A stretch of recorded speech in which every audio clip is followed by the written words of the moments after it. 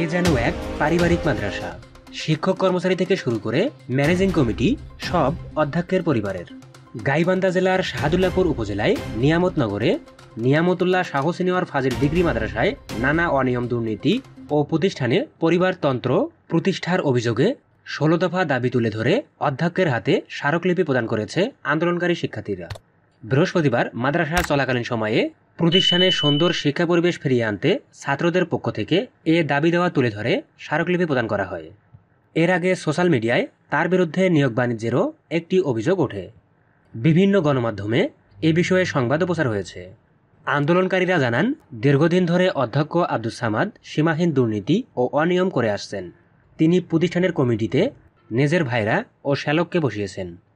শিক্ষক ও আয়াসহ বিভিন্ন পদের সাবেক সভাপতি মাঝারুল ইসলাম ও অধ্যাপক আব্দুস সামাদ ক্ষমতার অপব্যবহার করে নিজের ছেলে মেয়ে ও ছেলের স্ত্রীসহ অন্যান্য আত্মীয় স্বজনদেরকে চাকরিতে প্রবেশ করানোর অভিযোগ করেন তারা।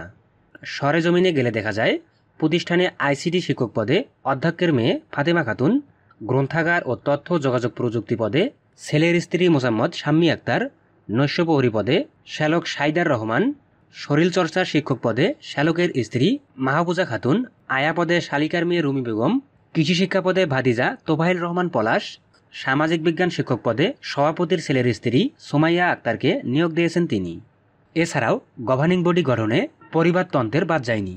এখানে সহসভাপতি ও বিদ্যুৎ উৎসাহী হিসেবে অধ্যক্ষের ভাইরা ভাই আব্দুস সোবান, বিদ্যুৎ উৎসাহী হিসেবে শ্যালক গোলাম মোস্তফা, সদস্য হিসেবে শ্যালক গোলাম আজম মাসুদকে স্থান করে দিয়েছেন। এ নিয়ে চরম খোঁজ বিরাজ করছে সচেতন এলাকাবাসী ও শিক্ষার্থীদের মাঝে।